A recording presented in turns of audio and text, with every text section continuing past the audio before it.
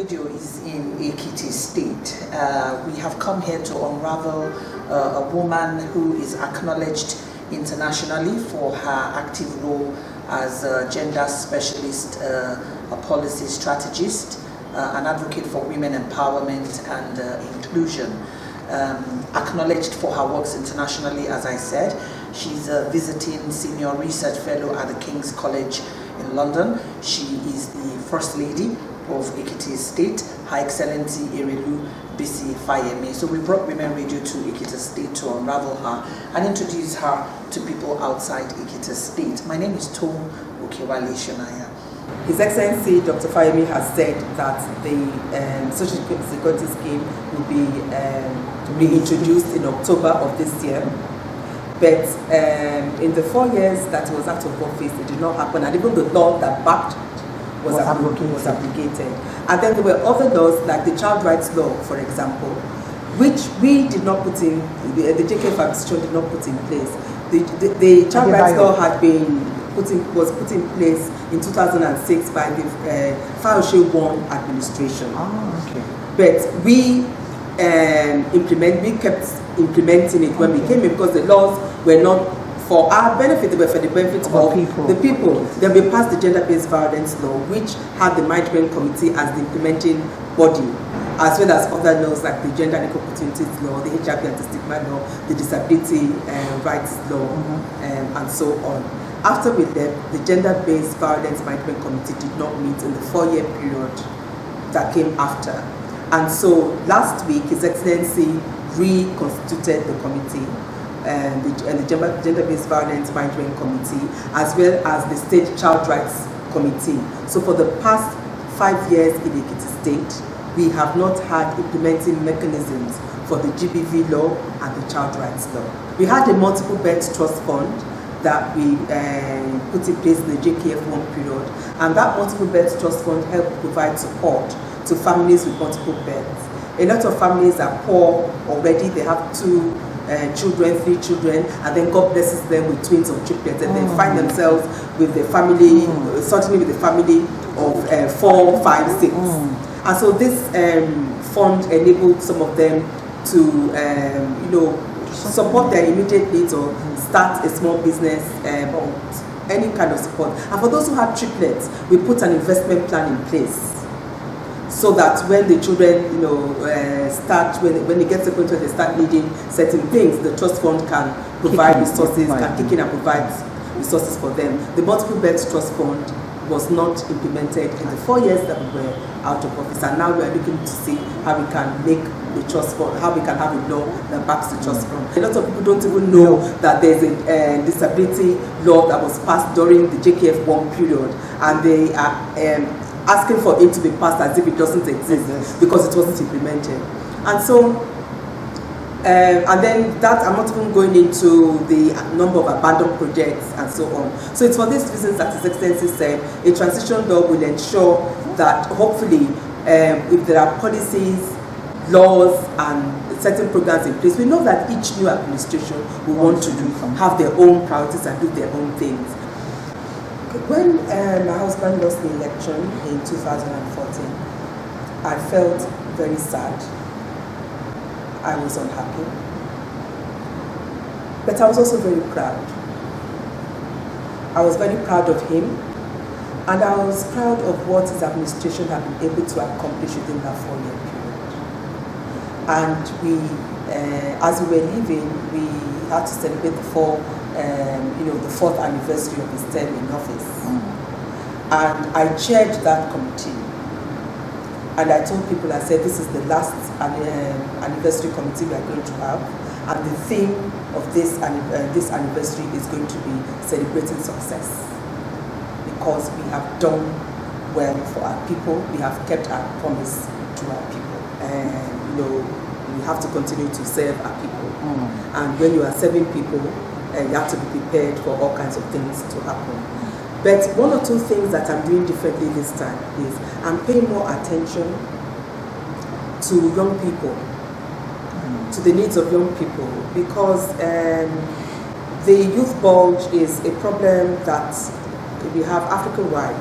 The high rates of unemployment, the high numbers of unemployable youth, those who do have an education, and those who would want an education but they can't have it and they need other pathways. And so I would like to pay more attention to the young people, to looking into what opportunities can be there for them, because we cannot afford to have millions of young people, faced with no future and no prospects. And that is what has led me to the path of looking at the fate of young girls in particular, and ways in which we can try and minimize the obstacles that will be in their way. And a young girl not having an education, that's one hell of an obstacle. Absolutely. So I'm looking into that. So those are some new areas of work that I'm going to be taking on, working with young people and focusing on the education of girls. Comfort is extremely important to me. And so then of course every woman I know wants to be stylish, wants to look good, and so on.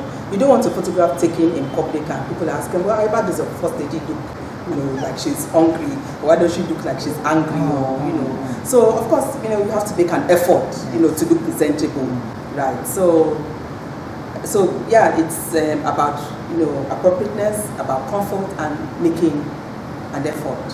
Recently, I was asked to be the global ambassador for Africa Fashion Week London, because I've been involved in their work for a while, and I've attended 2 of the programs in London. So this time, I was asked to be the global ambassador because they're expanding beyond London.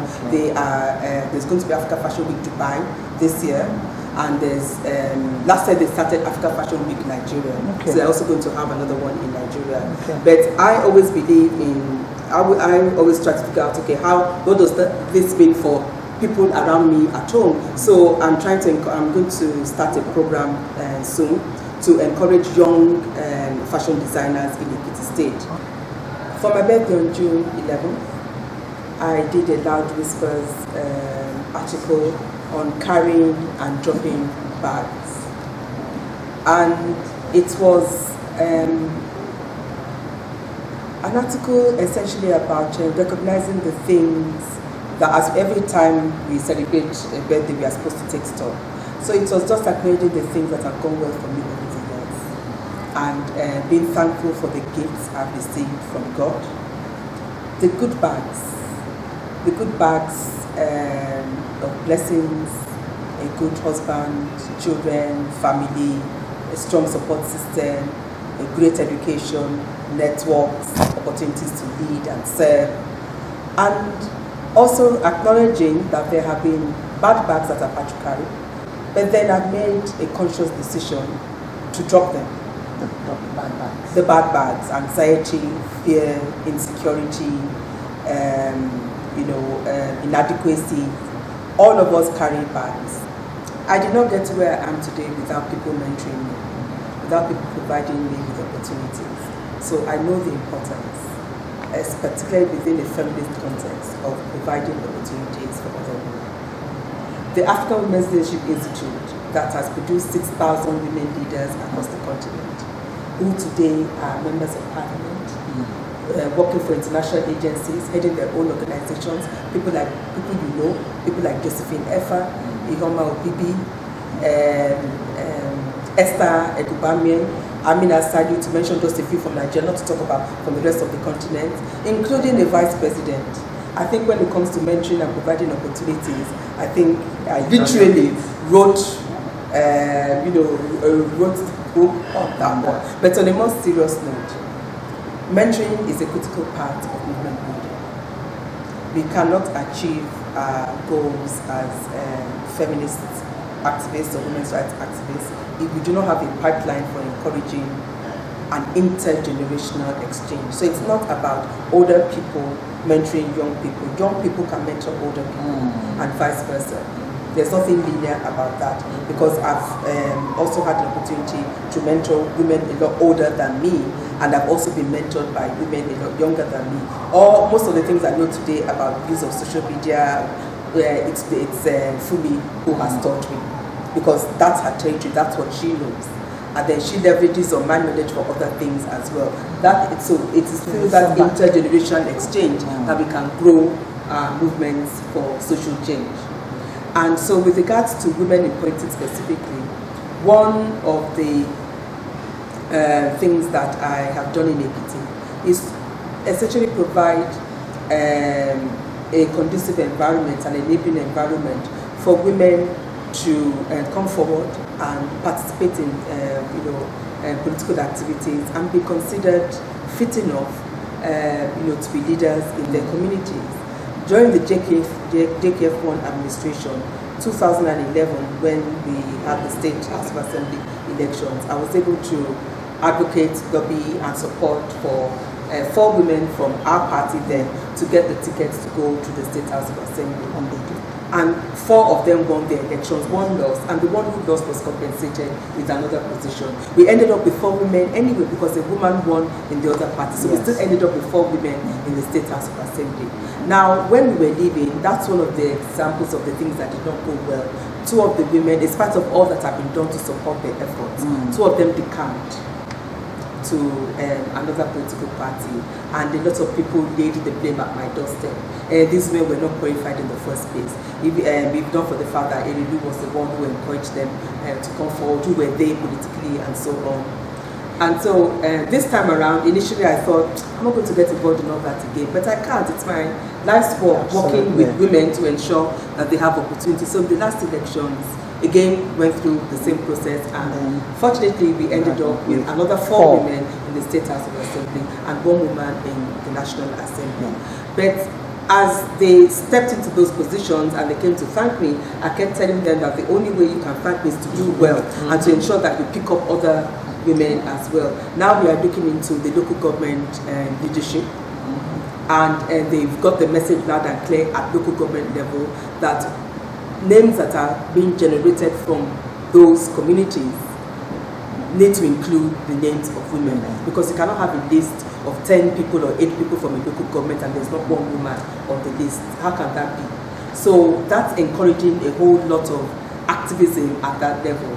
And even though some people tend to be a bit overzealous with it and they invoke my name, as and when it suits them. Erelu said this and Erelu said that, even when I said no such thing. But the fact is, now they know that women are enforced to be reckoned with. And in the administration of Dr. Fayemi has made sure that women play an active and visible role. So we have women, in the state executive holding really good positions, women as heads of boards and parastatals, and also in other key institutions in the state, and then of course as advisors, special assistants, and so on. So it's very encouraging, but we can always do more.